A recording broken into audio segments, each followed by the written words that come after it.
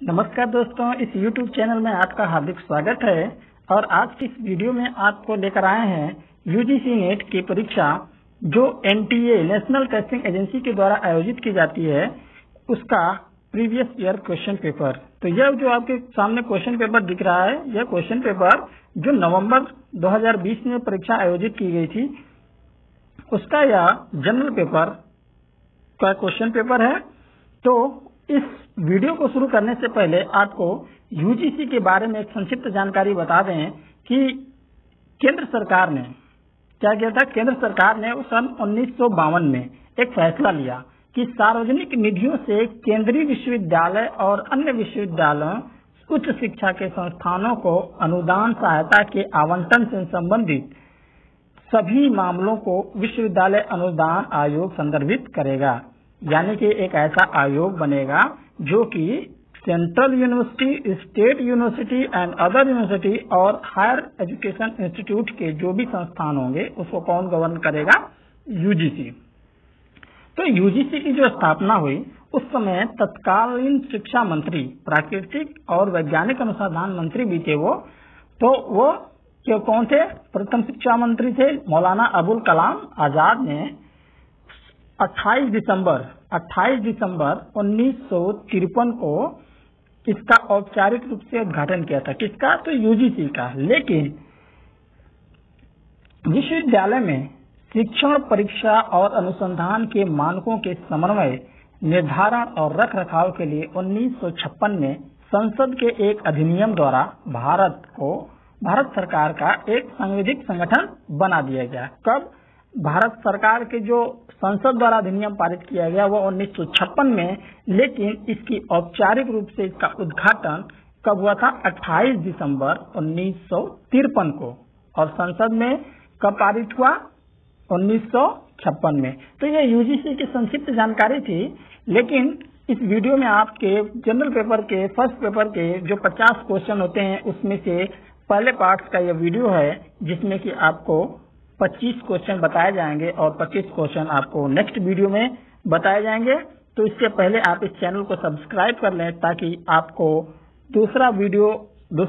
इस first paper का दूसरा वीडियो अपलोड होते ही आपको इन्फॉर्मेशन सबसे पहले मिल जाए। तो चलिए चैनल को लाइक कीजिए, शेयर कीजिए, सब्सक्राइब कीजिए और शुरू करते हैं इस वीडियो का यह पहला क्वेश्चन। आप देख रहे हैं इस पर कि ग्रह बड़े होते हैं। क्या होते हैं? ग्रह बड़े होते हैं, अतः जिन परमाणुओं से ग्रहों का निर्माण होता है वे बड़े होते हैं। यानी कि ग्रह बड़े होते हैं, अतः जिन परमाणुओं से ग्रहों का निर्माण होता है वे बड़े होते हैं। इस अनुमान में किस प्रकार का दोष है? जो अनुमान लगाया गया है इसमें किस प्रकार का दोष है? तो इसमें विभक्ति दोष है। इसमें क्या है? विभक्ति दोष। यानी कि फर्स्ट का ए इज करेक्ट आंसर। इसमें जो भी आपको आंसर बताए जाएंगे वह यूजीसी के जारी आंसर की से ही बताया जाएगा। यदि आपको कोई भी प्रश्न में डाउट हो, संदेह हो, तो आप कमेंट बॉक्स में जरूर लिखें ताकि उस प्रश्न को संशोधित या उस पर विचार किया जाए। ठीक है, तो चलिए अब नेक्स्ट क्वेश्चन शुरू करते हैं। नेक्स्ट क्वेश्चन है आपका कि संप्रेषण आमतौर से किसके साथ प्रारंभ होता है? संप्रेषण आमतौर से किसके साथ प्रारंभ होता है? यानी जो आप कम्युनिकेशन करते हैं एक दूसरे से, तो उसकी शुरुआत कहाँ से होती है? तो इसकी शुरुआत आप देखिए कि सबसे पहले आपके मन में क्या होगा? एक चित्र बनेगा। किसी भी चीज को, जो चीज आप देखे रहेंगे उसको क्या करेंगे? आप चित्र बनाएंगे मन में, और उसमें यदि कोई आशंका होगी तो उसके बारे में बोलेंगे। तो एक दूसरे से या उस मस्तिष्क में बने हुए चित्र का समाधान या उसमें कुछ पूछने की आशंका उत्पन्न होगी तो आप किसी से बात करना शुरू करेंगे। तो क्या होगा? ये कम्युनिकेशन शुरू हो जाएगा। यानी कि किसके साथ प्रारंभ होगा? जो आपके ऑप्शन दिए हैं उसमें ऑप्शन 4 इज करेक्ट। मन मस्तिष्क में चित्र। जब आपके मन मस्तिष्क में चित्र नहीं बनेगा तो आप उस विषय में बात नहीं कर सकते हैं। तो इसका ऑप्शन 4 करेक्ट। ध्यान देंगे इसमें जो आपके इधर क्या है, क्वेश्चन आईडी होते हैं और उसके ऑप्शन आईडी होते हैं। इसमें जो आपके उत्तर दिए गए हों या कि जो पेपर दिया है उसके द्वारा ये चूज किया गया ऑप्शन। लेकिन जो आपको हम उत्तर बता रहे हैं इसमें आयोग के द्वारा जो आंसर की जा रही है उसके द्वारा बताया गया है। तो आप इस पर ध्यान नहीं देंगे जो चूजन ऑप्शन 2 है, ठीक है। आप वही सुनेंगे जो आंसर यहाँ पर बताया जाएगा, इस पर आपको इग्नोर कर देना है। नेक्स्ट, कोई राशि चक्रवृद्धि ब्याज के साथ 2 वर्षों में 400 रुपए और 3 वर्षों में 500 रुपए हो जाती है तो वह राशि क्या है। सबसे पहले चक्रवृद्धि ब्याज तो आप जानते ही होंगे क्या होता है। चक्रवृद्धि ब्याज वह होती है कि इसको उदाहरण से समझेंगे कैसे, कि मान लीजिए कि कोई मुंशी जी हैं और मुंशी जी के पास कोई व्यक्ति जाता है और वह व्यक्ति कहता है कि मुझे 2000 रुपए क्या कीजिए उधार दीजिए। तो मुंशी जी कहते हैं कि हम आपको 2000 रुपए उधार तो देंगे, लेकिन साल भर के अंदर उस पर हम 10% ब्याज सहित आपसे वापस भी लेंगे। तो 10% यदि मुंशी जी ब्याज लेते हैं तो 2000 का 10% कितना हो जाएगा आपका, ये 10 है, 10/100। तो इसको आप काट देंगे 0 से 0, आपका कितना बचा 200। यानी कि 2000 रुपए पर 10% के हिसाब से साल भर में 200 रुपए का ब्याज लगेगा। तो यानी कि व्यक्ति मुंशी जी को कितना लौटाएगा 2200 रुपए। तो 2200 रुपए वो लौटाएगा तो साधारण ब्याज हो जाएगा यदि समय से लौटा दिया है। तो यदि समय पर नहीं लौटा पाया, साल भर की समय सीमा जो तय थी उससे बाहर चला गया, यानी कि समय पर यदि व्यक्ति लिए हुए लोन पर ब्याज सहित यदि उसको नहीं वापस कर पाता है तब उस पर क्या होती है, चक्रवृद्धि ब्याज लगती है। यानी कि मूलधन 2000 रुपए और ब्याज 200 रुपए दोनों को जोड़ देंगे 2200 रुपए हो जाएगा। यदि वो अगले साल जब ब्याज लगेगा तो ना कि 2000 पर लगेगा ना कि 200 पर, वह किस पर लगेगा 2200, यानी 2200 पर जब ये ब्याज लगेगा तब वो क्या हो जाता है आपका चक्रवृद्धि ब्याज, जिसमें कि यदि 200 रुपए ब्याज है और 2000 मूलधन है, दोनों को जोड़ देंगे तो 2200 आ जाएगा। उसको हम लोग क्या कहते हैं, मिश्र धन। तो इस प्रश्न को आप लोग हल करें और इस प्रश्न का उत्तर कमेंट बॉक्स में जरूर लिखें। हालांकि बिना हल किए इसको नहीं कीजिएगा। इसका उत्तर मैं आपको बता देता हूं कि इसका उत्तर होगा आपका 256 रुपए, यानी कि ऑप्शन 2 इज करेक्ट। ठीक है ना, इसका आंसर आप लोग सॉल्व करेंगे जरूर से। नेक्स्ट क्वेश्चन नंबर 4, शिक्षक की प्रभाविता का निर्धारण करने के लिए निम्नलिखित में से अधिगमकर्ता संबंधी तथ्य कौन से हैं। शिक्षक की प्रभाविता का निर्धारण करने के लिए निम्नलिखित में से कौन सा अधिगमकर्ता संबंधी तथ्य कौन से हैं। तो जो 4 का ऑप्शन हो जाएगा, ये option 2 is correct, A and E. अधिगमकर्ताओं की कार्य संगत सक्षमताएं और विद्यार्थियों की तत्परता। ठीक है। नेक्स्ट है, जो चीजें आपको समझ में आएगी वीडियो को पॉज करके उस क्वेश्चन को आप आराम से इत्मीनान से बढ़िया से पढ़ें और समझें, तब उत्तर का मिलान करें। ओके। नेक्स्ट, कुछ शिक्षक कर्तव्यनिष्ठ नहीं होते हैं। कुछ शिक्षक कर्तव्यनिष्ठ नहीं होते हैं। किस श्रेणी के तर्क वाक्य का उदाहरण है, तो यह है आपका ऑप्शन 4। ऑप्शन 4 जो है आपका ये विशेष निषेध, नकारात्मक नेगेटिविटी है इस वाक्य में, तो यह ऑप्शन 4 क्या जाएगा, सही हो जाएगा। नेक्स्ट है कि जब कक्षा में संप्रेषण में चक्रियता होती है, जब कक्षा में संप्रेषण में चक्रियता होती है तो शिक्षक संकेतक क्या होगा। तो इसमें सिंपल सा उत्तर है सक्रिय विसंकेतक, यानी कि ऑप्शन ए इज करेक्ट, सक्रिय विसंकेतक या डिकोडर। नेक्स्ट क्वेश्चन 7, निम्नलिखित कथनों में अवबोध स्तर पर शिक्षण की विशेषताओं तथा मूलभूत आवश्यकताओं से संबंधित तथ्यों की पहचान कीजिए। इसमें जो करेक्ट आंसर है आपका 4, यानी कि बी, सी और ई। और बी, सी, ई पर आपके क्या ऑप्शन है, शिक्षण तथ्यों और सूचनाओं के मध्य संबंधों को देखने को बढ़ावा देने की गतिविधि है और शिक्षक अपेक्षा करता है कि विद्यार्थी अपने शब्दों में अभिप्राय का रूपांतरण और निर्वचन करने में सक्षम हो। बी, सी और ई। शिक्षक मुख्य विचार को स्पष्ट करने के लिए बड़ी संख्या में उदाहरण देता है। ओके, तो देन दिस क्वेश्चन, 8वां क्वेश्चन है, निर्माणात्मक मूल्यांकन की क्षमता में सुधार के लिए निम्नलिखित में से कौन सा शोध स्वरूप यथोचित होगा? तो इसका ऑप्शन 3 इज करेक्ट, क्रियात्मक शोध।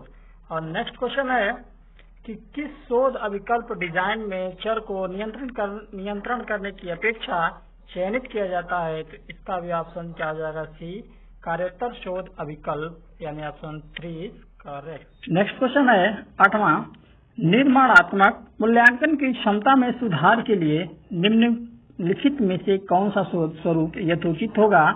तो इसमें आपका सी ऑप्शन इज करेक्ट, तीसरा आपका हो जाएगा क्रियात्मक शोध, आपका क्रियात्मक शोध।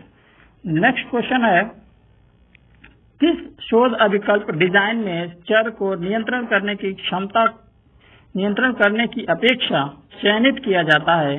तो इसका करेक्ट आंसर हो जाएगा आपका 3, कार्योत्तर शोध अभिकल्प, option 3 is correct. Next question है, कक्षा के अंदर सफल संप्रेषण किस पर निर्भर करता है?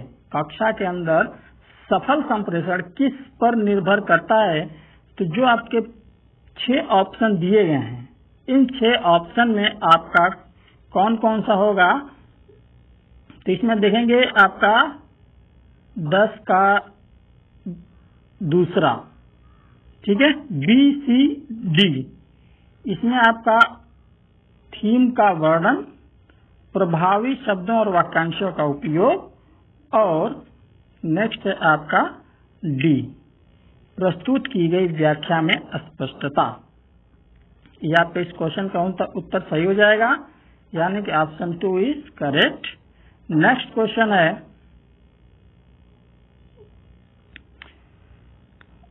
नेक्स्ट क्वेश्चन आपका, गति का दौड़ने से वही संबंध है जो संवेग का। गति का दौड़ने से वही संबंध है जो संवेग का। ध्यान दीजिएगा, यह संवेग फिजिक्स का संवेग नहीं है, यह आपका साइकोलॉजी का संवेग है, जो कि डिफिनेशन इसकी क्या होती है कि जो व्यक्ति का उत्तेजित रूप होता है, यानी किसी भी चीज को महसूस करता है, फीलिंग्स आती है और अपने व्यवहारों में परिवर्तन करता है, वो क्या होता है? वही संवेग होता है। जैसे मान लीजिए पापा जी डांट दिए तो आप चुप हो गए, या कोई जोक सुना दिया आप हंस पड़े, तो आपने उसको क्या किया? महसूस किया, आपके व्यवहार में थोड़ा परिवर्तन हुआ, वही क्या होता है? संवेग होता है। तो इसमें क्या होगा? आपका करेक्ट आंसर दूसरा, महसूस होने से। यदि आपको महसूस नहीं होगा, कोई चीज नहीं महसूस कर पाएंगे, तो वो संवेग नहीं है। तो संवेग का संबंध किससे होगा? महसूस होने से।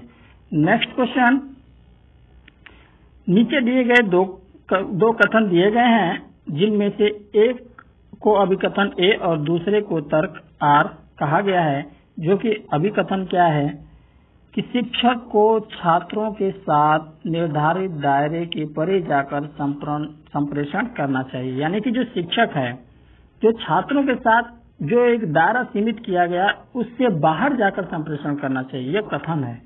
और तर्क क्या है कि अशाब्दिक संकेत निश्चित रूप से शिक्षक के अभिप्राय को संप्रेषित करते हैं। यानी कि अशाब्दिक संकेत निश्चित रूप से शिक्षक के अभिप्राय को संप्रेषित करते हैं। यानी कि जो अशाब्दिक नॉन वर्बल जो आपके संकेत होते हैं, वो क्या करता है कि आप उसको समझा पाने में आपको एक संप्रेषित करते हैं।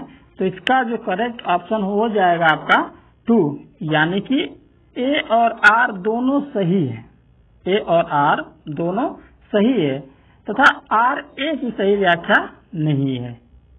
ठीक है, क्योंकि यदि कोई शिक्षक यदि क्लासरूम में अपने बिहेवियर, यानी कि अपने हाथों को हिलाना, फेस एक्सप्रेशन, ये सब क्या है?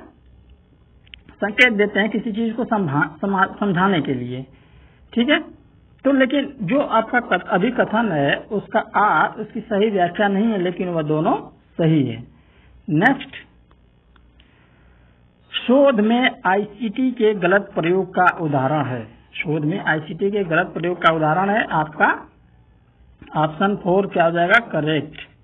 यानी कि आईसीटी संसाधनों की तकनीकी विशेषता का अभाव। दिए हुए ऑप्शन को आप पढ़ लेंगे अच्छे से। नेक्स्ट है आपका, देखिए रीजनिंग के भी कुछ सवाल बड़े अच्छे आते हैं। जैसे इसमें आपके दिया हुआ है कि BCE CDG GEI, ये बहुत ही सिंपल है। आप लोग ध्यान देंगे कि जो आपका BC है यहाँ, CD है, BC CD, फिर GE, फिर उसके बाद क्या हो जाएगा EF। तो EF इसका अगला सीरीज क्या होगा, E और F। अब इस ऑप्शन में देख लेंगे EF आप में कौन सा है, ठीक है ना। तो EF आपका 2 में है, 1 वाले में है और 3 वाले में है, ठीक है। तो EF 2 में है। अब उसके बाद क्या है, K आएगा कि H आएगा, इसमें आपको डिसीजन लेना है। तो आप ध्यान देंगे यहाँ पर E के बाद F गैप है, G, H गैप है, I, फिर J गैप करेंगे तो K आ जाएगा, यानी कि EFK। इसमें क्या हो जाएगा, EFK। जब ऑप्शन में देखेंगे कि EFK कौन सा है तो 1, यानी कि EFK इज करेक्ट आंसर, ठीक है। नेक्स्ट, क्या आपने झूठ बोलना छोड़ दिया है? तो इस प्रकार के प्रश्न में किस प्रकार का दोष है? तो इस प्रकार के जो प्रश्न है इसमें आपका छल प्रश्न दोष है। ऐसा आयोग ने कर दिया है कि छल प्रश्न दोष है। नेक्स्ट है कि जब कोई शोधकर्ता अपने अध्ययन में निराकरणीय परिकल्पना निरस्त कर देता है और वैकल्पिक परिकल्पना को स्वीकार करता है तो इसमें किस प्रकार की त्रुटि की संभावना हो सकती है?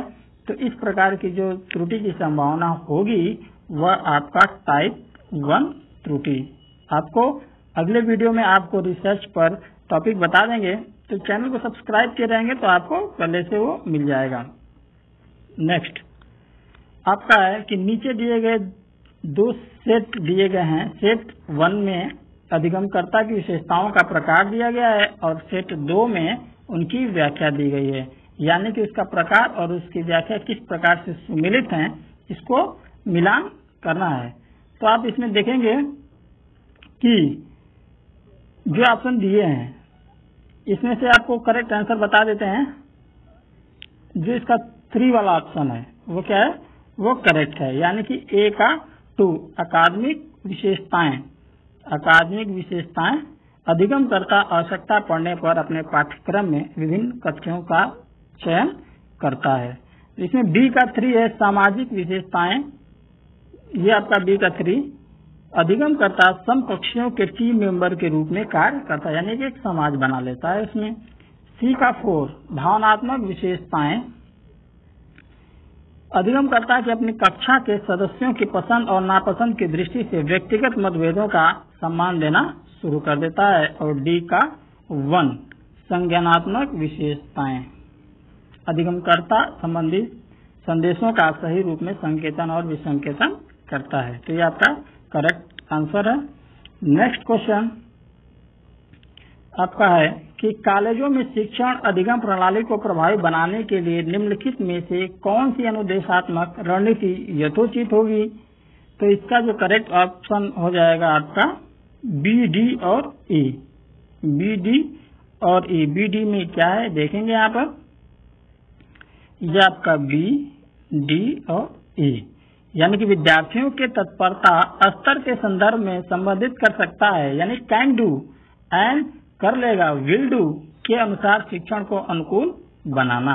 और डी क्या है कि अधिगमकर्ताओं की आवश्यकता के अनुसार शिक्षण पद्धतियों को बहुविध बनाना। और ये ऑप्शन है उपलब्धियों का उत्तरदायित्व देकर तथा अभिज्ञान देकर विद्यार्थियों को संलिप्त करना।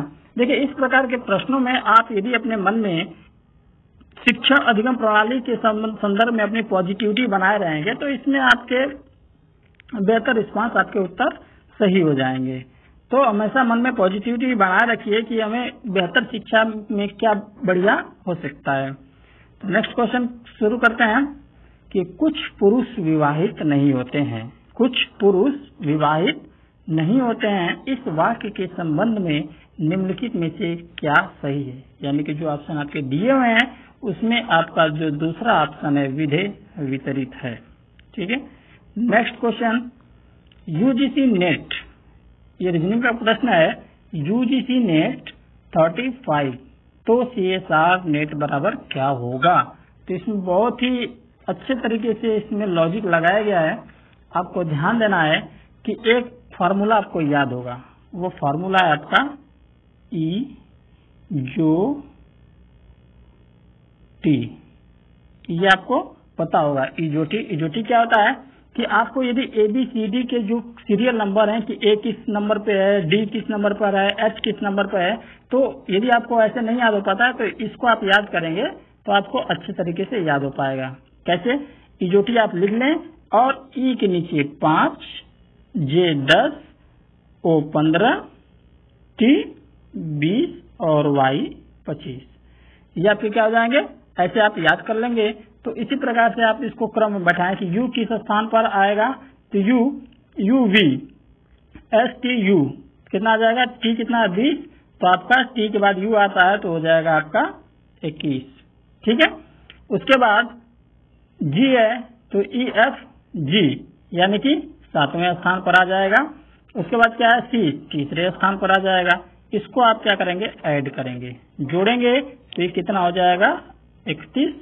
और नेट में आप कितना हो जाएगा? N आपका आता है NO, जब O 15 पर है तो N के बाद O आता है तो 15 में से कम करेंगे तो हो जाएगा आपका 14 और E आपका 5 और T आपका यहीं देख लीजिए T 20 नंबर पे, तो E जो T 14 5 कितना हो जाएगा? 19 और 20 कितना हो जाएगा? 39, यानी कि 39। ठीक है। अब इन दोनों को ऐड करेंगे तो कितना हो जाएगा? 39 और 31 हो जाएगा आपका 70। कितना हो जाएगा? 70। इसमें 2 से भाग दे दीजिए तो आपका आ जाएगा 35। कितना आ जाएगा? 35। तो ये सीरीज इसमें लगाया गया है। ठीक है ना। तो अब उसी प्रकार CSIR नेट में भी लगाएंगे, यानी क्या करना है कि सभी जो अल्फाबेट हैं उसका क्रम को क्या करना है? जोड़ना है और जोड़ करके 2 से भाग दे देना है। ठीक है।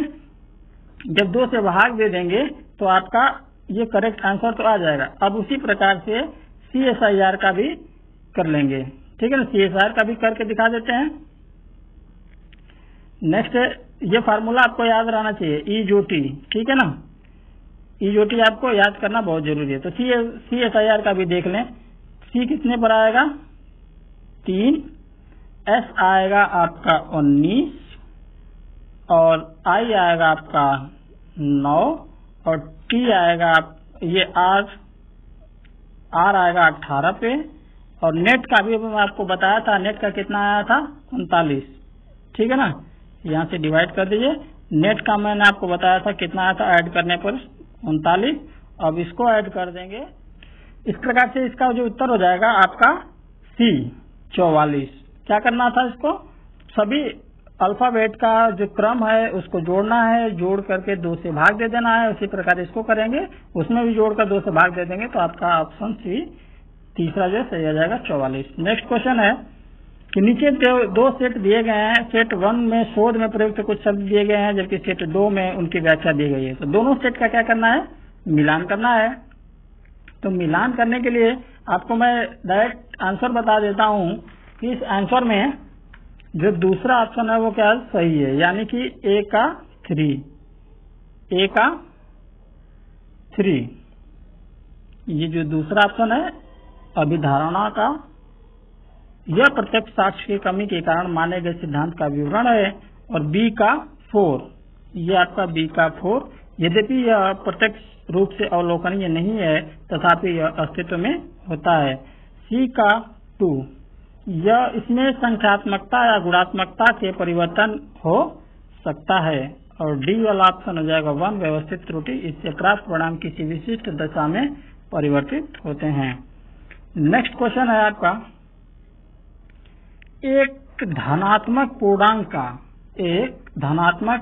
का 20 गुना उसके वर्ग से 96 कम है तो पूर्णांक क्या है? तो इसमें फार्मूला यदि आपको नहीं पता है तो इस प्रश्न के हिसाब से भी आप कर सकते हैं। देखिए कैसे सबसे पहले क्या करना है कि एक धनात्मक पूर्णांक, वही हमें पूर्णांक ज्ञात करना है और 4 पूर्णांक आपको दिए हुए हैं, उनमें से एक पूर्णांक आपका सही है। तो 4 यदि आप लगाना जानते हो तो जल्दी जल्दी लगा सकते हैं। देखिए कैसे, पहला ऑप्शन लेते हैं 24। 24 का 20 गुना करेंगे, कितना करेंगे 20 गुना। तो 24 का 20 गुना करेंगे तो हो जाएगा आपका 480, ठीक है ना। 20 गुणे 24 करेंगे तो कितना जाएगा 480। तो पूछा गया है कि एक धनात्मक पूर्णांक का 20 गुना उसके वर्ग से 96 कम है। अब 24 का वर्ग करेंगे, 24 का वर्ग हो जाएगा आपका 576, कितना हो जाएगा 576। अब 576 में से आपको क्या करना है 480 घटा देना है, 480 घटा देना है। यदि आपका आंसर 96 आता है तो ऑप्शन ए क्या होगा करेक्ट, यानी कि 24 आपका उत्तर सही है, ठीक है। नेक्स्ट क्वेश्चन, यदि शिक्षक अपने छात्रों को गलत रूप में संसूचित मानता है तो उस शिक्षक व्यवहार को किस रूप में वर्णित किया जाएगा। यदि शिक्षक अपने छात्रों को गलत रूप में संसूचित मानता है तो उस शिक्षक व्यवहार को किस रूप में वर्णित किया जाएगा। तो उसको आपका तीसरा बहुल अज्ञानता, यानी कि उसके पास अज्ञानता की कमी है जो इस प्रकार से व्यवहार करता है। नेक्स्ट क्वेश्चन है आपका, भारतीय शास्त्रीय तर्कशास्त्र संप्रदाय के अनुसार निम्नलिखित में से कौन सा ज्ञानेंद्रिय नहीं है। तो ये आपका हो जाएगा ऑप्शन 2 सविकल्पक, सविकल्पक आपका सही उत्तर हो जाएगा। और इस वीडियो का लास्ट क्वेश्चन है आपका कि विश्वविद्यालय के एक शिक्षक ने शोध अध्ययन किया जिसमें विद्यार्थियों के परिवार और उनके आवास के सामाजिक आर्थिक स्तरों SES के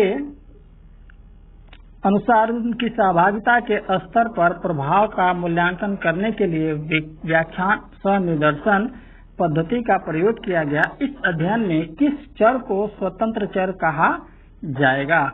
तो इसका जो करेक्ट आंसर हो जाएगा आपका 1 व्याख्यान सह प्रदर्शन पद्धति।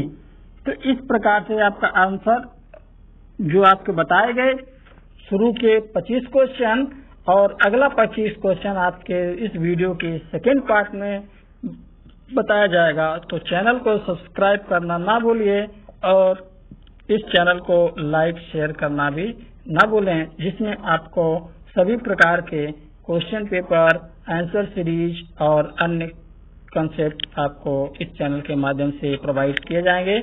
तो चलिए, थैंक यू, नमस्कार।